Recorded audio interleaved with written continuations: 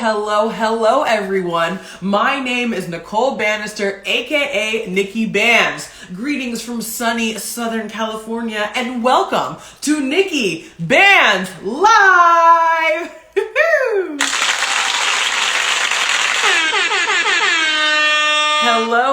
Hello, you beautiful humans. What an absolute treat to see you all here today. I am so incredibly excited to see you all, and I'm just like, yo, this is incredible. I've been doing this every single Tuesday. It's been almost a year now, which is just like totally crazy that my 1 year anniversary is coming up in just a month. It's just absolutely insane. NIKKI BANZ Live every single Tuesday. I'm coming to you live with the most interesting and the most dynamic content creators, entertainers, activists, influencers, and other influential people from around the globe. Every single week, I'm bringing you a different guest from a different country, and it is just my absolute pleasure to be hosting this show for you all. Fun fact, little secret for all of you, yo girl NIKKI BANZ here is not paid to do this, not sponsored to do this. If anybody wants to send a sponsor my way, holler, they can call me. But I just do this because I think it's so critical, especially right now in the world, that we are hearing from diverse and dynamic voices. We need now more than ever to make sure that we're hearing incredible stories from people doing amazing work in Peru, in Hong Kong, in the Emirates, in South Africa, in Nigeria, in Kenya, in Tunisia, all sorts of different places from all over the world. We are so much more connected than we think we are. Our similarities far outweigh our differences, party people. So it is just my absolute pleasure to be here and to bring this to you every single week. Because hey, the world is a phenomenal global place and we all need to be tapped in and connected. Okay. One time for myself.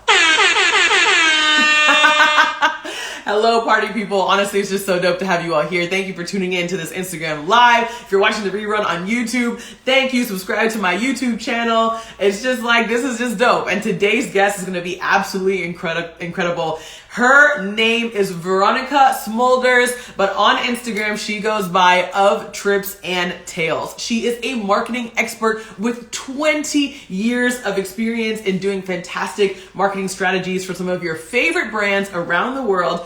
And she is the founder of an incredible family-friendly social media page, travel page, so that folks who have young children can go anywhere in the world and have amazing travel experiences, whether it's in Peru or in Chile or in Albania or in Oman or in the Emirates. This woman is all over the world with her partner and her kids making awesome content so that if you want to travel the world and you have kids, it is all Gucci. You can go anywhere you want to go, do all the fun things. And this woman of Trips and Tales, aka Veronica Smulders, will give you all the juice, all the sauce, all the inside info so that you can do exactly what you want to do with those kiddos. So hello, everyone. Oh, I see one of my friends, Safa, is asking in Bahrain. Who knows? Maybe she's been to Bahrain as well. I'm going to ask her live when I bring her on. Shout out to Safa for joining. Shout out to Erica for joining. Shout out to my mom. We've got all sorts of fabulous people in the building here. Welcome. So stoked to see you all here. And I think that our guest of the hour is here as well. So I'm going to give you all a little drum roll. You guys know I love my sound effects. I'll give you a little drum roll, bring her on now, and we're going to get this interview started. The one and only Of Trips and Tales, aka Veronica Smulders. My drum roll is going. Here we go, party people. Let's get this party started.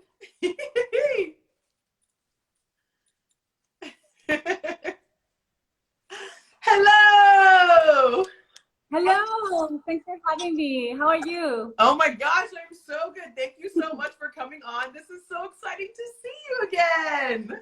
Yes, it's wonderful. It's been no time since April.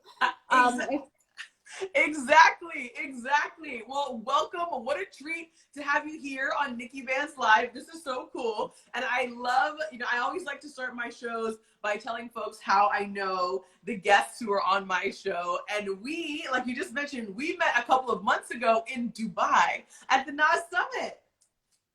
Yes, wasn't it fantastic? Such a great energy. And I think you were one of the people that certainly I connected with, in terms of what you do and your beautiful energy. I think I made that clear to you. I think it was fantastic to come across so many wonderful people doing different things and doing amazing things in different walks of life. So you were definitely one of them. Thank you so much for the opportunity to share what I do with people.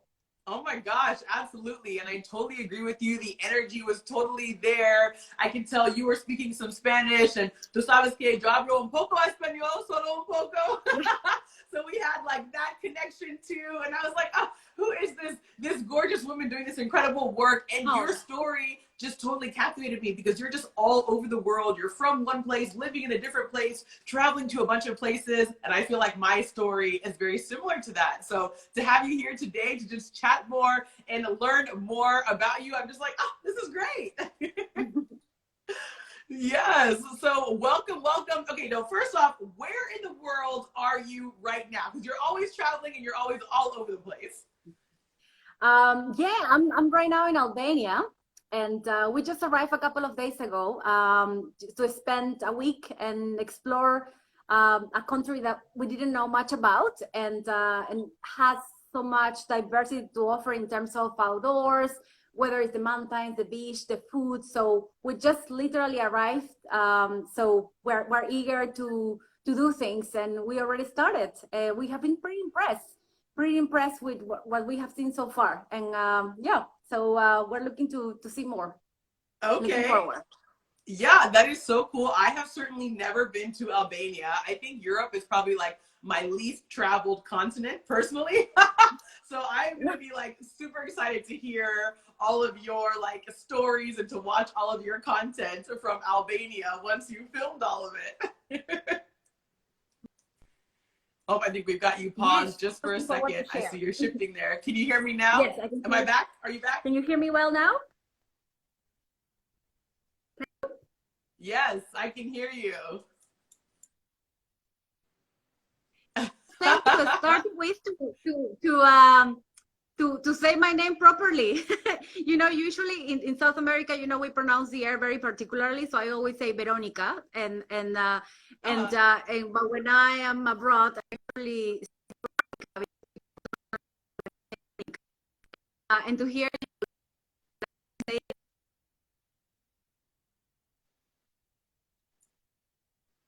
Oh no, Veronica, I don't know if you can hear me, but you're cutting in and out a little bit now. I think I lost you. But I think what I heard you say was that I pronounced your name correctly. Veronica. Yeah, I try my best. I feel like names are just like super important and we need to be thoughtful about saying people's names correctly. And this is kind of what I was mentioning, you know, earlier as well about the world getting so much more diverse, so much more globalized. We know people from all over the world. So like we should take it upon ourselves to pronounce people's names correctly. Like your name is who you are, you know, to the world. So, you know, I gotta say it properly. No, thank you. I think I was losing you a little bit there. Can you hear me? That's well okay. now? Yeah. Yeah, I can hear you again now. Can you hear me okay? Yes. Well now, yeah. Perfect. I know sometimes that can be the challenge of doing these live shows. It's like the Wi-Fi is in and out, the data network is in and out. You know, I've had guests on my show here who have just like fallen off completely, and then I get them back in like 5 minutes. So you know what? It's all good. Show business. And I love that about you. You know, you have such a positive energy, and that makes everyone feel very comfortable around you. So yeah. Thank you. Well, you know, that's my goal, to just bring people together, good vibes only, and create this like international network of dynamic people like yourself. So I think one of the first things I want to ask you, Veronica, is about when, you know, your family traveling together. You know, I think a lot of people around the world are really intimidated by international travel in general. You know, if they're traveling to a new place or a new country they've never been before, that can be really scary for some folks. And then to do that with kids on top of that can be even more daunting and intimidating. How did you and your partner decide, you know, we're going to start taking our kids all over the world? When and how did that come about? Well, we are My husband is from the Netherlands. I'm from Peru. We have lived in Dubai for 14 years, and this is where we had a family, where we had our kids. Our kids were born here. So naturally, when we would go back home, or when we would go on holidays, we would always go abroad. And I have to say, and we actually met traveling. We met in university when I did an exchange in the Netherlands, and later on he went to South America as well, and we met again, and so we have always traveled. And when we had kids, we were not expecting it to be different, no? And it was kind of a need, because coming from different countries ourselves, we always needed to visit the family, and it took us perhaps a year and a half to kind of adjust to the life as parents and see, okay, we got it, we know how to do this, we can try. And things, went smoothly, and we continue to do it. I think one of the key things that we realized was important for us to know from the very beginning is that expectations change. You can expect anything. You have to be flexible when traveling with the kids, and you have to work,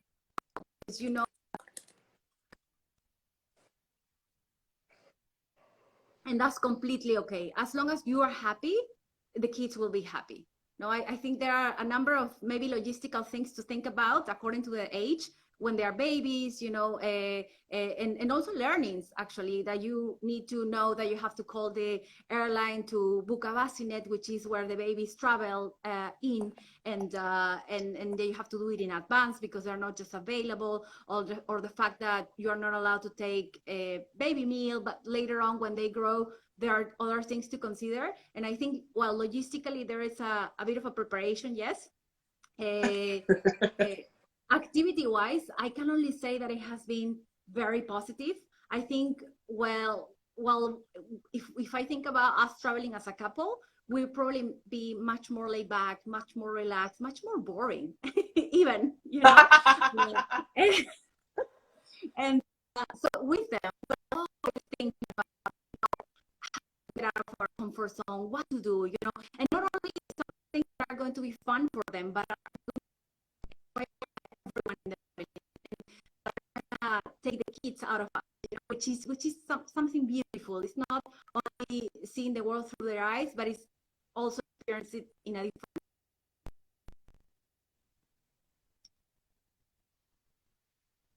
Oh no, I think I lost you again for just a moment. Oh no, I know the signal's cutting in and out a little bit, but I can kind of hear you a little, and then you go away. I'm just gonna put. I don't know if you can still hear me, Veronica. I can. Oh, there we go. You're back. You're back. Sorry, I lost you for a little bit there, but I think you're back now. Okay, super. Okay. But I heard you saying, I really love what you were saying just there about how you have to be so much more flexible when traveling with kids, and how to just be thoughtful. Like, if you're doing something fun that you and your partner enjoy, then the kids are going to enjoy it too. And you actually really had me laughing when you said that you and your husband would probably be a lot more boring if you didn't have the kids around. So it's like the kids are motivating you and inspiring you to try new things and try different things. And you and your family have all sorts of adventures. You are quad biking with your kids. You're taking rides on boats and in different lakes and things like that. You're walking on the tallest buildings of certain places. Like, you do all sorts of really fun and exciting things that, like, I watch your page. I don't have any kids, and I'm like, oh, I want to go try that, even though it's like, family friendly fun. Like, yeah. How do you decide on all of these really fun and interesting things to do? How do you find and source these amazing experiences for your family? So outdoor activities always work when it comes to children. So that's a wonderful thing. And we always also look for activities that we don't have necessarily where we live in Dubai. And so things that we that take the best of our time outdoors, and where we can see different sort of nature. what we do is usually we decide on a destination, sometimes working with tourism boards, sometimes just out of our personal interest as a destination.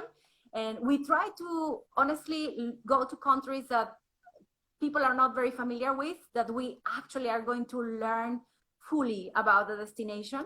And we sometimes, if we're working with a tourism board, then we put together an agenda together. No, there are activities that they propose and activities that we think are going to work. What we try to do with the videos is basically, and the website is basically provide a real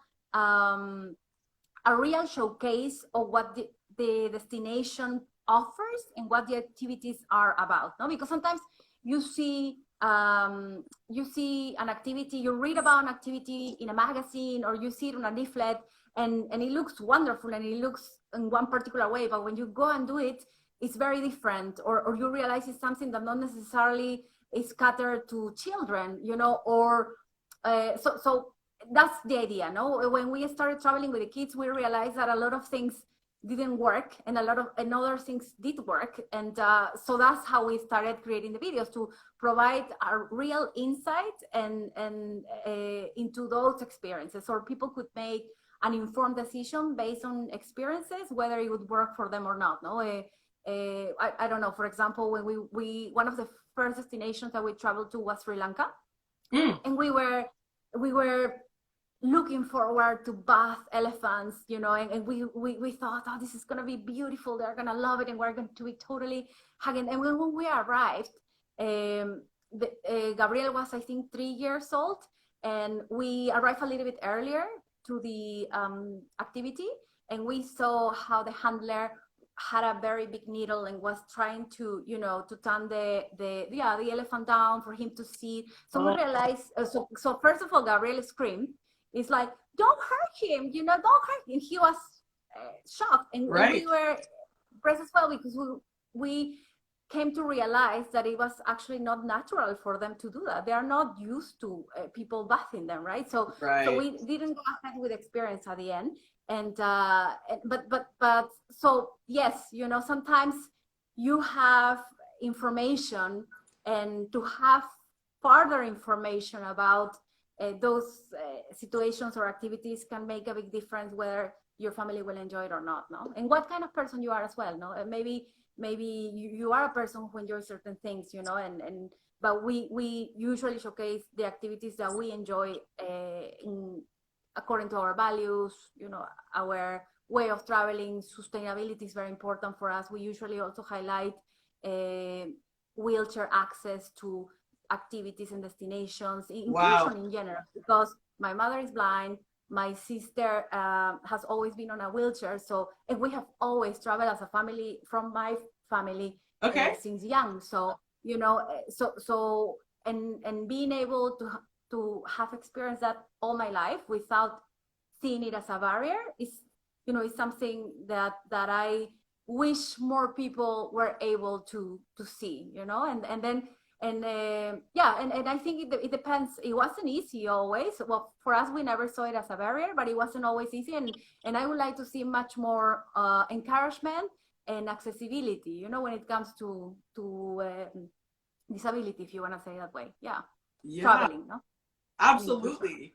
And it's so encouraging for me to hear that that's a focus of your work, that it's not just, you know, family friendly for kids, but also accessible for people of all different types of ability level. And like you said, sharing this story about the elephants in Sri Lanka, sharing like the realities of traveling and giving people, you know, an honest understanding of what's happening, where they should go, where they should support.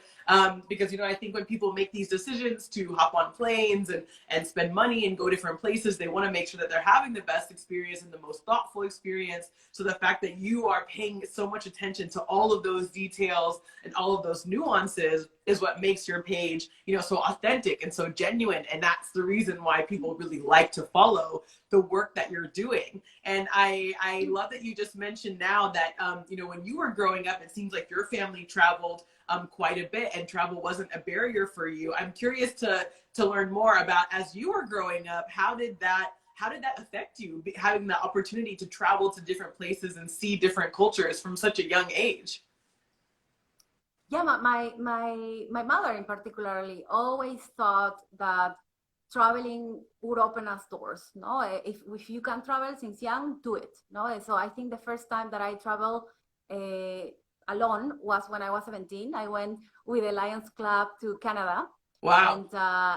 And I always say this because I traded my prom party, graduating from high school, to go to Canada, because I thought this is going to be a unique experience. The first time I'm going to trade English, and I'm going to arrive in Canada when it's minus 23, while in Peru it's plain summer, So I want to see that, and I want to see if people understand me, and I want to see what Christmas is like in outside my country, and so I went.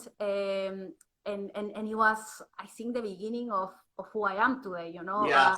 To be able to see the world from a different perspective, with different filter, and to add to the knowledge, because I do believe that every country that you visit and every perspective of the world different to yours just make you wiser. It really adds to your perspective of everything, and it allows you to choose a perspective that is not going to be A or B, but it's going to be a C, and it's going to take the best of those, and yeah, Yes.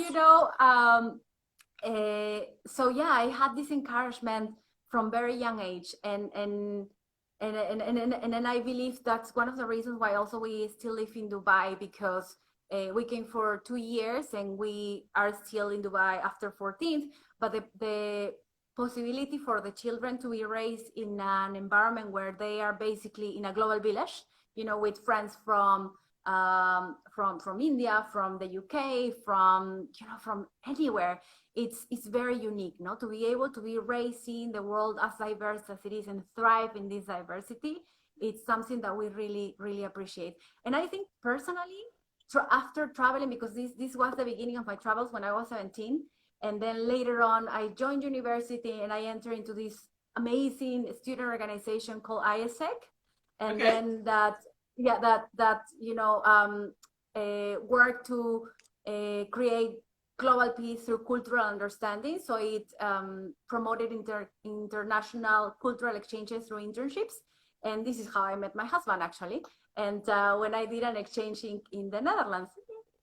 And then with ISEC, and then with ISEC, I traveled to so many countries in international conferences. I represented Peru, and then I think also those experiences as an adult and as a person who goes back to Peru, it also made me fall in love with my country and see it with a different light. And I think maybe I became even prouder of my roots, when I went outside and came back. So I think from many perspectives, traveling has been a crucial instrument in my life and who I am today, Yeah. Yes. And it's just so tremendous to hear you speak about all of these different cultural experiences that you've had, and even just hearing about, your family, right? And your kids, multinational, multicultural. I think about your children and I can see myself in them, right? Like they're half Peruvian, half Dutch, growing up in the Emirates, right? Like for me, I'm half Black American, half Persian. My mom is from Iran, and now I live in South Africa, which is a totally different place. And then I travel to Dubai, to Nairobi, to, wherever. And it's really, when you talk about these experiences and then how you almost have like a renewed, pride in your home country, Peru, when you go back now, and how you're able to just, like what you said to me about, nothing is A or B, right? It's C. It's a little bit of both. That really resonates with me. And I think it's really powerful and important for people to hear that from folks like you who have been able to travel in this kind of way and experience all these different cultures. Because like you said, we do live in a diverse world and a dynamic society where we should be, next door to our neighbors who are from different countries, different cultures, religions, and backgrounds. And so it's so cool that you do that. And not only, do you do that in terms of your family life, you then share it with the entire world as a content creator, right? You've got a YouTube channel, you're on Instagram, you're on other platforms as well. And so, you know, from the beginning, when you started traveling with your kids, did you decide, hey, we're going to put this on social media? Or did that come like a little bit after the fact? Why did you decide to start, instead of just, you know, having those experiences for yourself and for your family, why did you decide to actually then share it with the whole world? Yeah, I was working for an international travel magazine, Condé Traveler, and I was heading funny, I wasn't heading the content, I mean, I was fashion editor, so very different to actually traveling, but in Condé Traveler. So while I was there, one of the projects that I led was the production of all the media for one of the big clients of the company, which was Hospitality Week. It's a very big event in Dubai. And as part of this project, I basically was in charge of all the production, videography, editorial pieces, print for this client. And all this happening in a week. So I was basically managing a team of 30 videographers that were creating content to cover this event. Wow. So while I was there, and I had been in Condé Nast already for a few months, where I realized that there wasn't really much content catered towards families. Then then the possibility of leading this videography production with the team for this project, for this client, these both together gave me the idea of, well, I can do that. You know, I can also start, you know, producing my own videos. And actually, and we had been traveling with the kids just, you know, since they were maybe a year and a half old. The first trip to India in a wedding when Daniel was 1.5. So we thought, you know, and a lot of friends were asking, so how do you travel with the kids? Guys, you know, I want to know what do I have to think about when I'm boarding the airplane? Or like, how do you look for food for the kids when, you know, whether they're very sensitive when they just start eating and things like that. And then, and in terms of activities as well. So then we got all that together, and then I started filming and then created the website, created these short videos with sort of like following the activities that we did, and we started getting a lot of feedback and questions, and that's how it kind of escalated. You know, created the website, and we created the social media channels, and evolved, no, into what it is today. And then I continue to contribute in different travel magazines in parallel. Mm-hmm. But I think also the idea of the videos was to make the videos in a way that always create value, but in a that were real and authentic, but at the same time that were not invasive, you know, so we would still enjoy the experience. So especially when we talk about children, you know, when you ask them to do something, or if you ask them to do something, they will not do it, you know, or they will, you know, do it with so much enthusiasm. Yeah. So, you know, what worked for us was that, you know, I was usually just following them. So they were being themselves, you know, they were, they were being fully themselves. When they were enjoying something, they were saying it from their heart, you know, and they were talking to mama, but they were not talking to the camera. So I think that also allow us to be there and authentically enjoy the trips, while, you know, then the editing, you know, providing the insightful information and make sure that we had all the links in addition to the video, so people, if they wanted to travel there, they could do it on their own. Now, initially, a lot of times we got feedback from followers to book the experiences. Okay, great, can you book it for me, or where can I? And we said, well, this is actually for you to be able to do it, you know, right. And it's like, here are the links. But so yeah, it's and it works both ways, really. In the case of Peru in particular, because we had so many inquiries, and it's such a unknown destination to the Middle East, or new destination perhaps to the Middle East, we actually started a business. No, I opened a boutique company, to travel agency, to take advantage of the interest in the country and drive people to Peru as a destination. No, yeah. Yes, yes. And that's one of the things that I love about you. You have started your own company, right? So you're an entrepreneur, you're a content creator, creating this incredible family-friendly travel content all over the world. You're a marketing expert and strategist. You're a mother. You're just like Superwoman, basically. Like you do all these different things, which is why which is why when I'm like looking, I was like reading your bio and I'm like, there's so many different directions I can take this interview because there's so many different things that you do. But you know what? That's what I love about living today, that we can be so many things and we don't have to have one title or one label, right? We can be whoever we want to be. And I think Exactly. once we realize that, everything flourished, you know?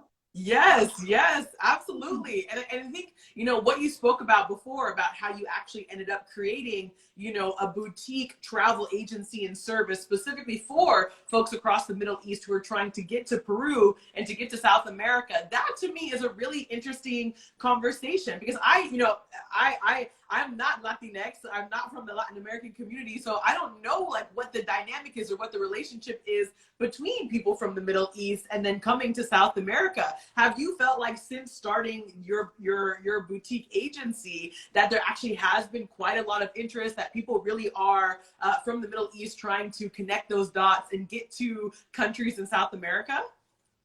Yes, yes. First, I think the initial reaction when I traveled with the kids 5 years ago was, "Wow, is this a destination that I can travel with kids?" And for me, it was also a very interesting experience because I have been to Cusco, for example, many, many times before, but I had never been to Cusco. I had never been to Cusco with kids until I did in 2018, and the whole itinerary was very much custom made with activities that I thought that would work, and engage them in a different way. So if we were going to go to ruins, we were going to start entering the ruins through the caves, so they already, had the adventure and the idea of this expedition is going to Wow. be, amazing. And then we would go into the stone slides, and then we would start looking into the ruins, from there. But if we would go, instead of buying typical souvenirs and handcraft, we would actually go to a workshop with local artists to make them. So it was a way to exactly to get introduced to the culture, but in a way that they were also part of it. They were involved in it.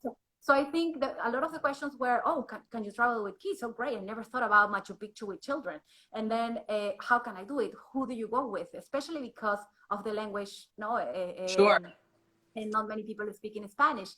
And then, so initially I would just refer them to, different places or hotels or agencies that I've been traveling with. But then I thought, some people were really asking, to help them fully. So then that's how the agency came on board.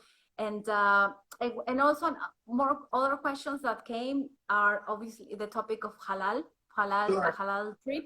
So where can we source halal meat? Can we find restaurants where we find certain type of food or vegetarians when it comes to the Asian market?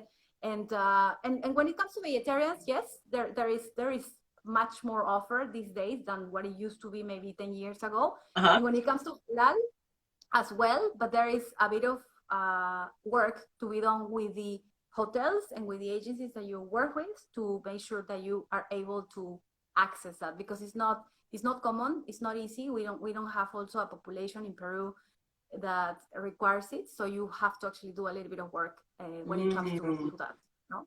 And so yes, when it family friendly destination, and specifics on requirements in terms of eating for certain audiences where requirements, yeah.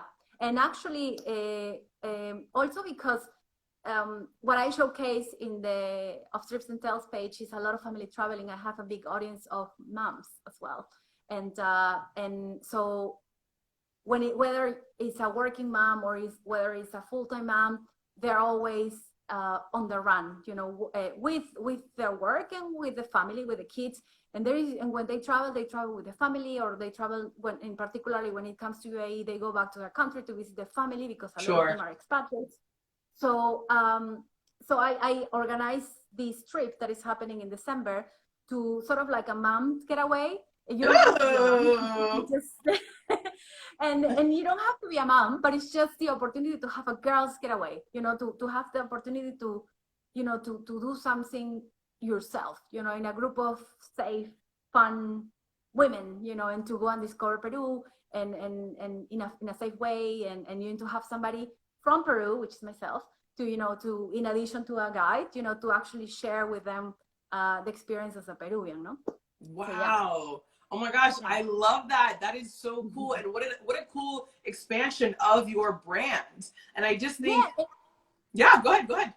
Yeah, no, and there is a lot of interest. I think people, more and more women want to travel, and if they can travel as a group, the better. You know, they see the benefit, they see the opportunity, the fun, the disconnection, the, you know, everything. And yeah, yes, so absolutely. Looking and forward I think to do more of that. Right.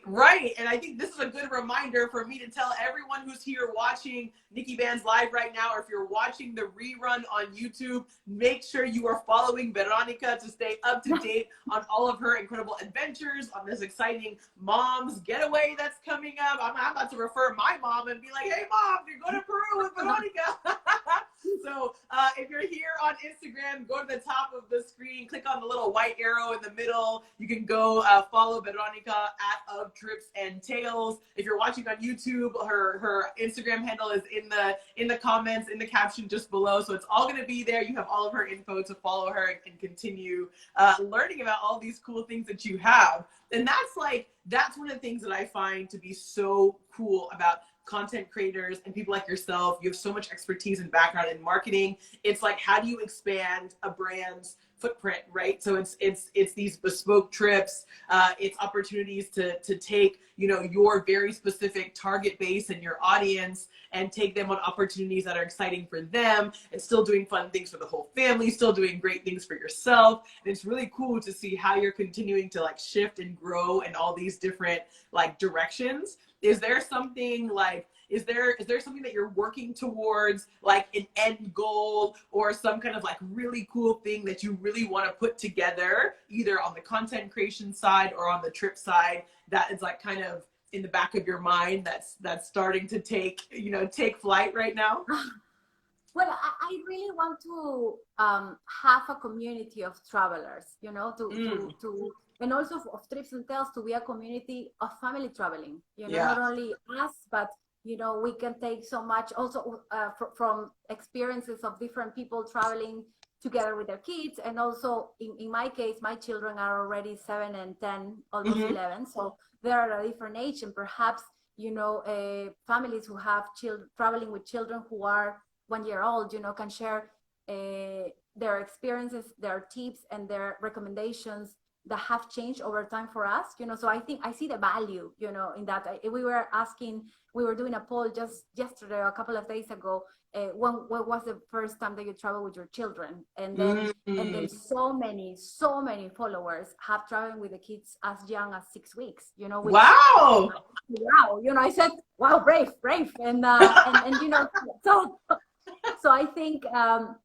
I wanted to have content for every generation of families, no, not only, and this actually takes it's a very interesting time, because since COVID and because of COVID, for example, travel has also become an opportunity for reuniting multi-generational families. So in December, we were in the jungle in Peru, and there were groups of 15, for example, and they all belonged to one family. They were the grandparents, the uncles, the aunts, the parents and the children, and so they see it as an opportunity to have fun, but also to discover new places together. And I think that's not going to be just a temporary trend. This is going to be something longer lasting, no? So, Absolutely.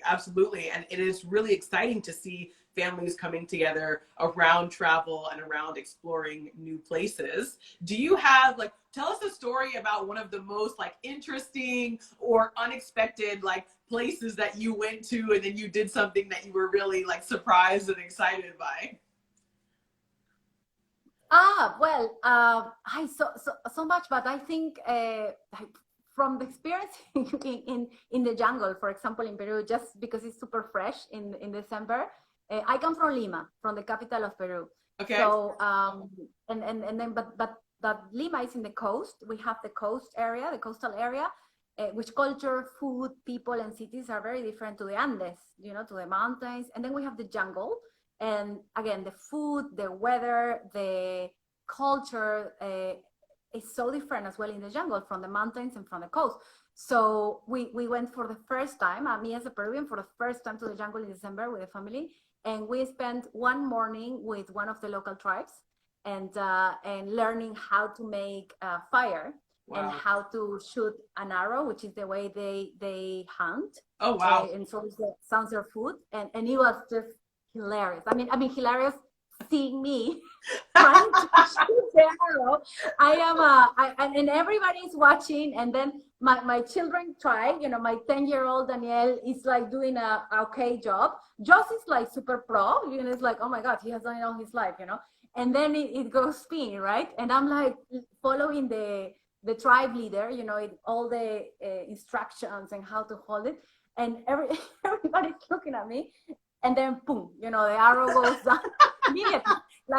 And everybody's bursting in laughter. And I'm laughing because they're laughing. And I'm laughing that they are laughing at me. And then they went on for 5 minutes. But I love that. I'm a person who loves to laugh at myself, But right. Then this situation, I think the tribe leader was looking at me like, okay, sister, just move on, Stop trying.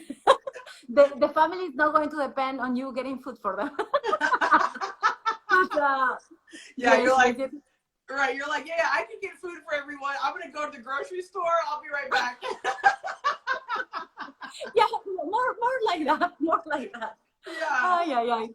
Oh my gosh, that is so funny. I feel like you need to have like a bloopers reel. Maybe that's like your next video on Instagram could be like all the funny moments where things just like didn't go as planned. Yeah. Sometimes I do post them sometimes.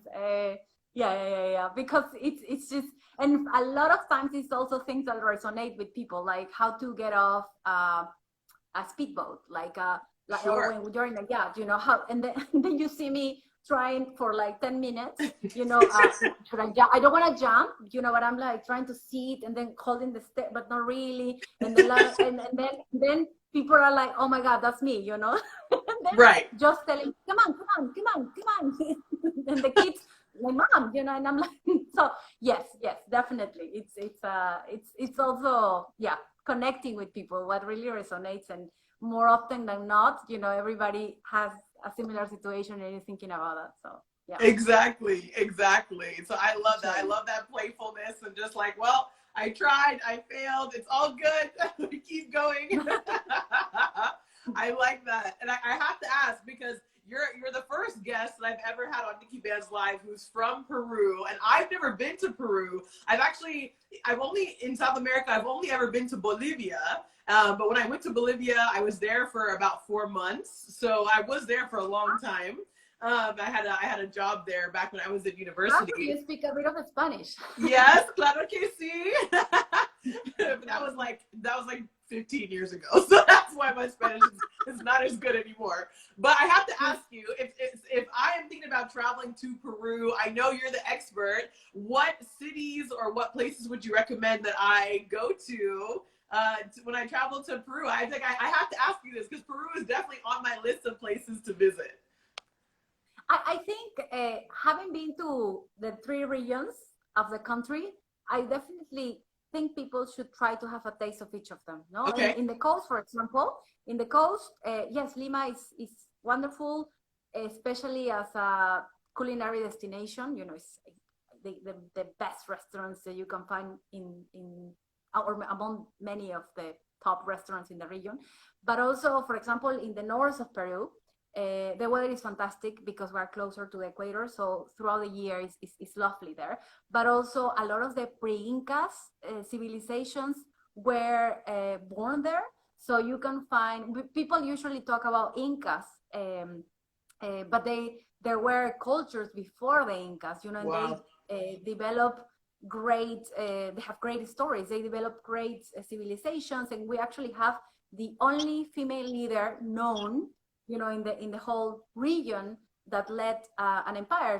The Lady of Cao. That was only discovered a few years ago. Exactly. Wow, And, I didn't know that. Yeah, and it's interesting because when she was found, for example, many people assumed that she was the wife, and that she was not, necessarily a leader. It's like, why is she, buried with all these riches, and treasures, and then because they hadn't seen that before, or perhaps because they were seeing things from a particular point of view, and then they realized she actually was. The leader, and because of the way her remains were placed, and because of the tattoos she had, so that was a change of perspective, for a country, and for historical sources. Maybe there were more women leading civilizations in the past in history, but we haven't really thought about it, and so yeah, that was a very so pre-Incas culture does a lot to have a lot to learn from, has a lot to offer, and then the mountains. Of course, Cusco is wonderful. Machu Picchu is wonderful, but and there is a little bit more as well in the Andes. For example, we were recently in the Colca Canyon in Arequipa, which is low pace retreat to really enjoy the Andean life, and without being in a crowded place, but just taking time for you and being in nature, and waking up with the llamas, and seeing the farmers around. It's I think it's one of the my favorite experiences that offer an opportunity to see the Andes from a different perspective other than Cusco, which Cusco is incredible in itself, right? But then also in the Andes we have Puno, which is where the Lake Titicaca is. And the last time we visited, we stayed on a floating island on the actual Lake Titicaca. Yes. So a group of local people got together and they say, okay, let's do different islands where we can have people stay in as an Airbnb. So they have these about 30 floating islands where you have small cabanas, or maybe 8 of them, and they cook for you. It's a family, it's a local family. They host you, they live there, they cook for you, they take you around to fish, to gather totora, which is a local reed that they use for everything really there.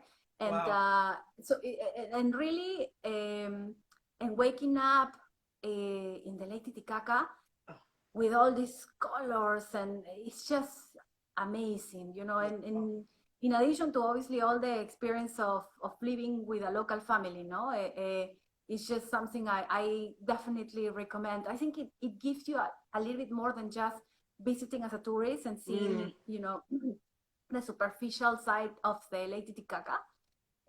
So yeah, I think those are experiences that definitely impacted me even as a Peruvian.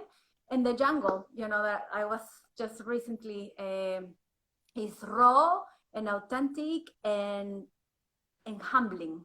It's humbling. You see all of these, and you just, it's you're speechless in terms of what you find there. It's so much to connect with yourself and to connect with nature, and it's also. And I mean, you wake up with the red howling monkey, that sounds like King Kong. And then you go and chase, you get into your pajamas and you go around and chase the monkey because you only see trees moving like this. And then you find this little monkey. It's not huge. So I'm like, what is that? But it's so loud, that you hear it, like, yeah. So it's just, so yes, a taste of the different regions and going a little bit more than just the touristic cities, but having a real experience to understand the life in the different regions, because it's very different, Lima to Cusco to Lake Titicaca, no? Right. Wow. Well, thank you so much, Veronica, for breaking that all down for me. I'm like, I save all of my IG live interviews. It's going to be up on Instagram and on YouTube. So when I'm planning my Peru trip, yeah, literally, I'm like taking notes.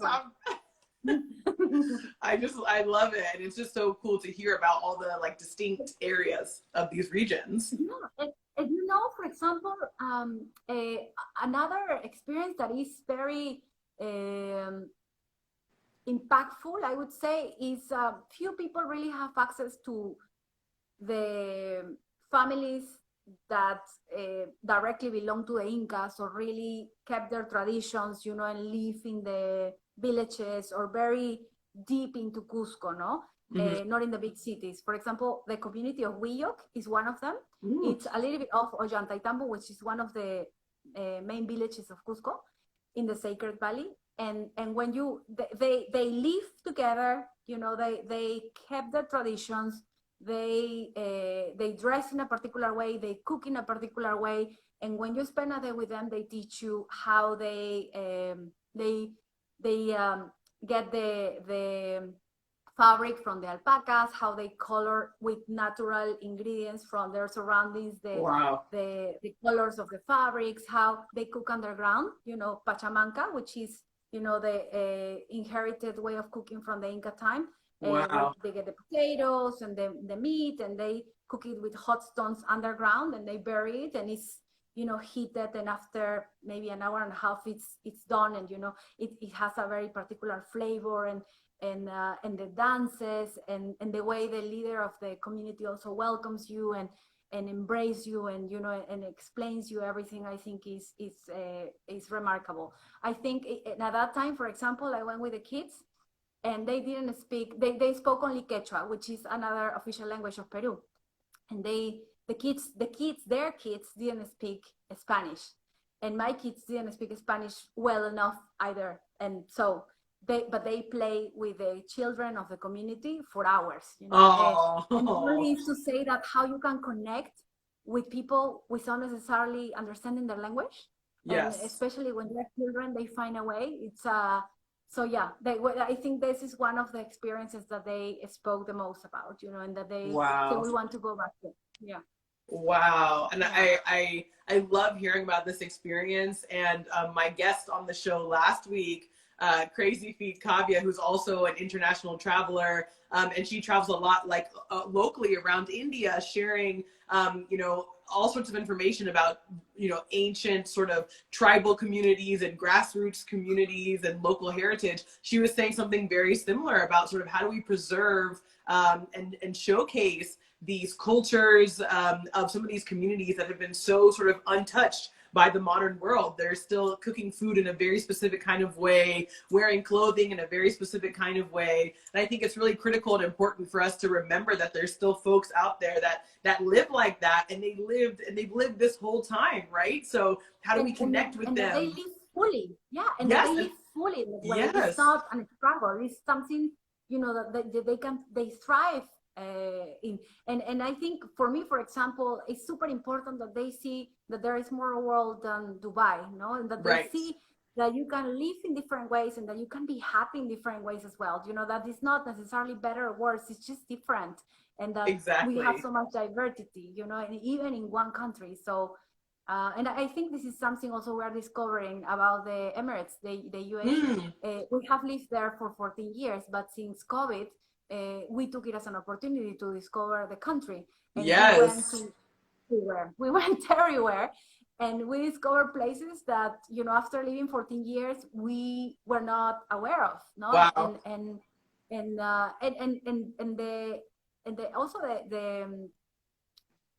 The focus on also of the UAE in sharing a little bit more of their heritage, you know, well, before perhaps it has been more on the modernism of the country, you know, on the architectural achievements, but there is also culture, there is also heritage, you know, and perhaps preserved in a different way, but also the government, has a lot of initiatives to let people know what they have to offer and to break stereotypes and, you know, and let people really understand who they are, where they come from, no?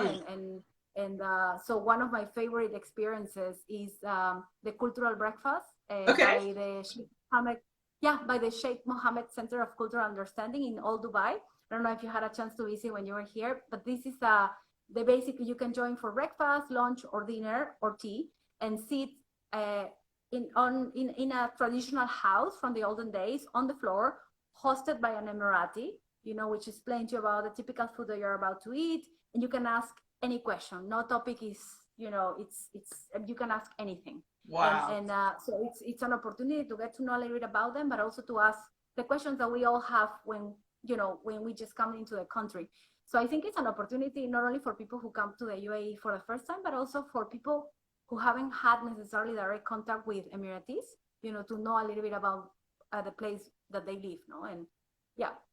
So I think that's beautiful. Yeah. It is beautiful. And I think you said something earlier when you were talking about the jungle in Peru. You said that being there is humbling. And really, I feel like that word humbling is such an accurate word to describe the experience that many of us have when traveling in general, right? It's just so humbling to see people living entirely different lives than us, and not just living, but thriving. Like you said, they're living, to the fullest, and to be able to see that happening in totally different environments, physical environments, or technological environments, different languages, different religions. It's so incredibly tremendous. And it just reminds you that you're just such a small part of this like much bigger thing happening.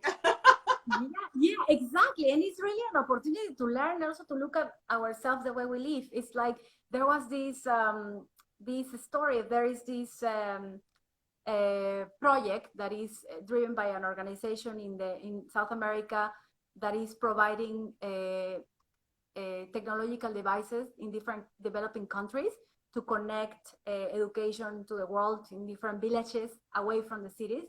And there is this video, which I'm going to share it with you. And then where the kids living in Cajamarca, in a very, very small town in far away from the city, that go to school, and they talk about, they are with their family, and they are sitting on this hill looking at the valley, and they say that when you are rich, you can hire people, and when you can hire people, they can work for you, and you can relax and enjoy your time off or so. And she's doing that exactly in her very own town with her father, and they are far from rich. But when I look at that, it feels like they are rich already, with being able to do what they do. So yeah, and that's definitely so. I think it's also opportunities for us to learn, and to give us perspective in terms of life. Yeah, absolutely. It's all about the perspective, and you have shared so many dynamic perspectives for us here in this last hour of the interview here on NIKKI BANZ Live. Honestly, like the hour just like flew by. We're just like having all these conversations about all these different places and everything you have coming up. So Veronica, we only have about 3 minutes left. So I think the last thing I'll just ask you before we close here is, talk to us about what's coming up, what's next for you, and just give us all of your like social media handles, your website. Tell us everything so that those of us, your friends, your fans, your followers, we can continue to support you in all your different journeys and all of your endeavors that you have coming up. Well, if your family is traveling and you have information to share or tips that you think that would be useful, join our community. I have the handles are of Trips and Tales for Facebook, Instagram, YouTube, and our website is www.tripsandtales.com. We have itineraries for you to have a look at with the relevant links for you to be able to follow those itineraries yourself. If you believe there is information in a particular destination that you have visited that we don't cover, please, it's a community. So share it with us. We want to expand, as I mentioned, the whole concept. So we want to have families traveling on board to share with us as well.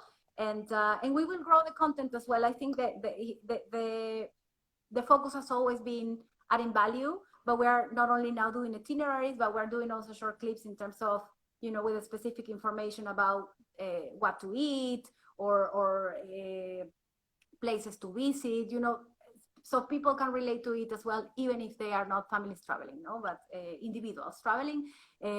Yes, we will aim to grow the Peru Travel Middle East, to drive anyone who wants to travel to Peru and South America in general as a destination. So here you can find me and ask me any question, or I'll take you to Peru if you want to. And in December will be the first trip of many more where I'm hoping to join and show people the country myself as well. Yeah. Wow, wow, incredible. Everybody, make sure you're following Veronica at Of Trips and Tales. It's pinned on the live. It's here in the YouTube caption. It's everywhere. Honestly, Veronica, just hearing more about your story and learning more about this really beautiful family structure that you've created for your family, and then sharing that with other families around the world, being able to travel and experience all these new things together, is really, really, really encouraging and inspiring. And that's one of the reasons why I wanted to talk to you. So I'm so grateful that you came on my live show, that we've been able to have this conversation together. It's truly just been such a treat, and I'm just so thankful. Muchísimas gracias. It's been beautiful. No, gracias a ti for giving me this opportunity to talk about it, and I'm so happy that we actually connected, and I hope that, and I'm sure that we will, do more together. Yes, I'm definitely coming to Peru like in the next couple of years, so you're gonna be the first person that I call. Well, thank you so much, Veronica. Thank you to everyone who has tuned in here on Nikki Banz Live. I do this every single Tuesday, so I'll see you again next week. Veronica, it's been a pleasure. Hasta luego. Hasta luego. Ciao. Ciao.